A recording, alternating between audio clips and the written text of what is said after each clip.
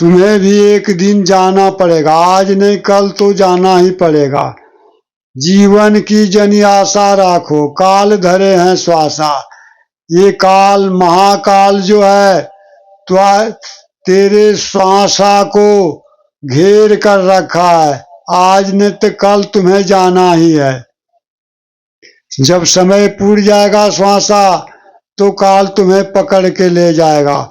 इसलिए अभी भी तुम चित से चेत जाओ, संभल जाओ, माया मोह से होशियार हो जाओ, पासा को पलट दो, तभी तुम्हारा कल्याण होगा। जिस तरह जुआरी लोग जुए के खेल में बहुत सावधानी से पासा फेंकते हैं, उसी तरह संसार रूपी जीवन में तुम्हें बहुत होशियारी से पासा फेंकना होगा, तब तो तुम माया मोह से बच सकते हो। अर्थात ये जीवन रूपी जीवन जो है जुए की खेल की भांति है।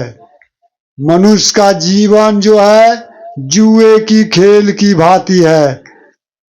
इसलिए संत कबीरदास जी बता रहे हैं, इस जुए की खेल में तुम सावधान होकर अपनी पासा फेंको।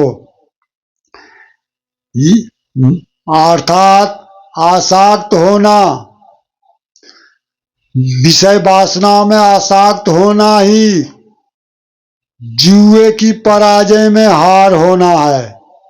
माया मोह से आसक्त हो गया विषय वासना से में उलझ कर, तभी जुए की खेल में तुम्हारी हार हो गई।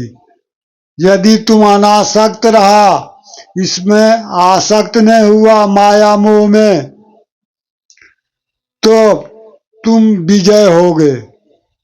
अर्थात संसार सागर से तुम पार हो सकते हो।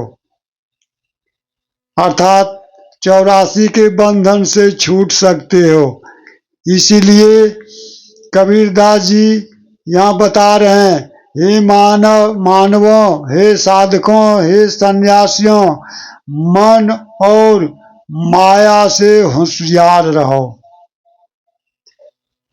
तभी तुम्हारा कल्याण संभव है। क्योंकि ये मन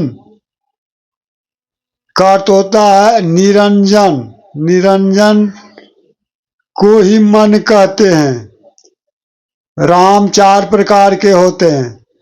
एक राम दशरथ का बेटा, दूजा राम सबके घट घट में बैठा, तीजा राम जो जगत पसारा, और चौथा राम त्रिभुवन से न्यारा। एक राम चक्रवर्ती राजा दशरथ के घर जन्म लिए, माया रूपी राम। दूजा राम सबके शरीर के अंदर बैठा हुआ ये मन है, जिसे निरंजन कहते हैं, काल निरंजन इसी का नाम है। ये सभी जीवों के अंदर जो बैठा हुआ है ये मन, ये दूसरा राम हुआ। तीसरा राम सृष्टि करता हुआ। चौथा राम त्रिभुवन से न्यारा, तीनों भुवन से जो न्यारा हो। चौथे लोक में जिसका वास हो, आत्मस्वरूपी राम को जानो, तभी कल्याण होगा। इसीलिए यहाँ पर कबीरदास जी कह रहे हैं, राम राम जग जगत बखाना, आदि राम को बिरला जाना। सारा संसार राम राम कह के बखान कर रहा है माया रूपी राम का, आदि राम को नहीं जान रहा है, जिसके कारण वो सब संसार में डूब रहा है, 84 में डूब रहा है। अर्थात शब्द स्वरूपी राम, आत्म स्वरूपी राम को जानो, निश्चेतन स्वरूपी राम को जानो, ये चौथा राम हुआ, तभी तुम्हारा कल्याण होगा।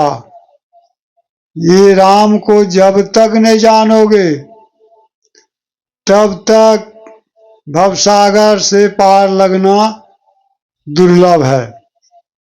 इसीलिए आत्मस्वरूपी राम को जानो। जिसे जानने से ही कल्याण है। अतः मैं अंत में अपने वाणी को विराम देता हूँ। हरि ओम तत्सत।